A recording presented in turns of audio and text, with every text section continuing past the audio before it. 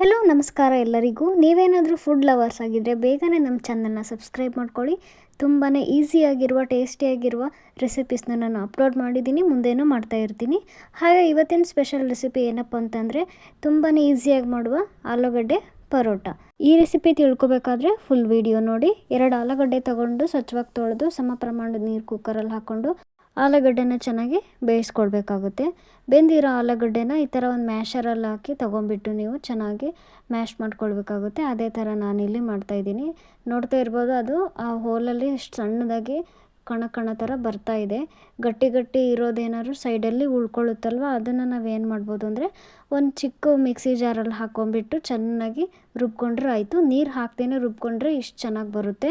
ಮೊದಲಿಗೆ ಇದೇ ಥರ ಮಾಡೋದಾದ್ರೂ ಮಾಡ್ಬೋದು. ಇದಕ್ಕೆ ಒಂದು 3 ಹಸಿರು ಮೆಣಸಿನ್ಕಾಯಿನ ಸಣ್ಣದಾಗಿ ಹೆಚ್ಚಿಟ್ಟು ಹಾಕ್ಕೊತಿದ್ದೀನಿ. ಹಾಗೆ ಕೊತ್ತಂಬರಿ ಸೊಪ್ಪನ್ನು ಹಾಕ್ಕೊಂಡಿದ್ದೀನಿ.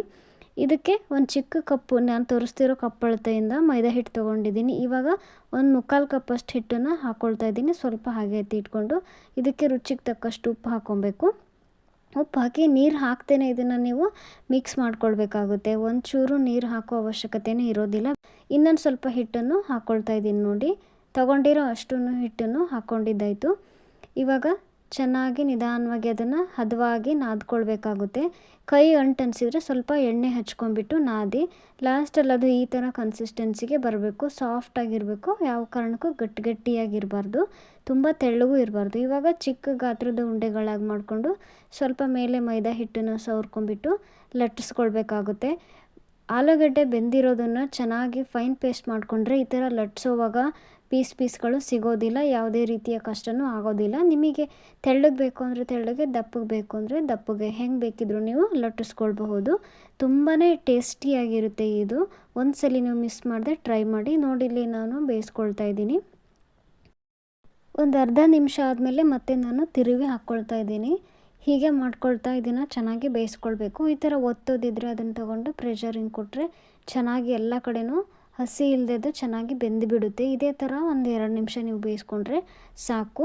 ಅಡುಗೆನೇ ಮಾಡೋಕ್ಕೆ ಬರಲ್ಲ ಅನ್ನೋರು ಕೂಡ ಈ ರೆಸಿಪಿನ ಟ್ರೈ ಮಾಡ್ಬೋದು. ಅಷ್ಟು ಈಸಿ ರೆಸಿಪಿ ಅಂತಲೇ ಹೇಳ್ತೀನಿ.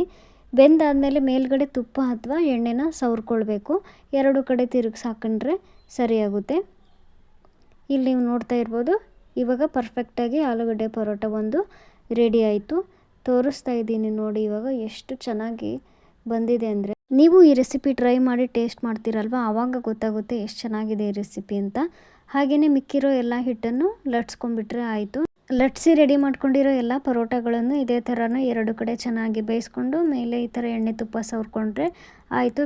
ಬಿಸಿಯಾಗಿರುವ ರುಚಿಯಾಗಿರುವ ಪರೋಟ ಅಂತೂ ರೆಡಿ ಆಯಿತು. ಮಿಸ್ ಮಾಡದೆ ನೀವು ಈ ರೆಸಿಪಿನ ಮನೇಲಿ ಒಂದು ಸಲ ಟ್ರೈ ಮಾಡಿ. ನಿಮಗೆಲ್ರಿಗೂ ಈ ವಿಡಿಯೋ ಆ್ಯಂಡ್ ಈ ರೆಸಿಪಿ ಇಷ್ಟ ಆಗಿದೆ ಅಂತ ಅಂದ್ಕೊಳ್ತೀನಿ. ಬೇಗನೆ ಈ ವಿಡಿಯೋಗೊಂದು ಲೈಕ್ ಕೊಡಿ, ಶೇರ್ ಮಾಡಿ. Thank you so much for watching this video.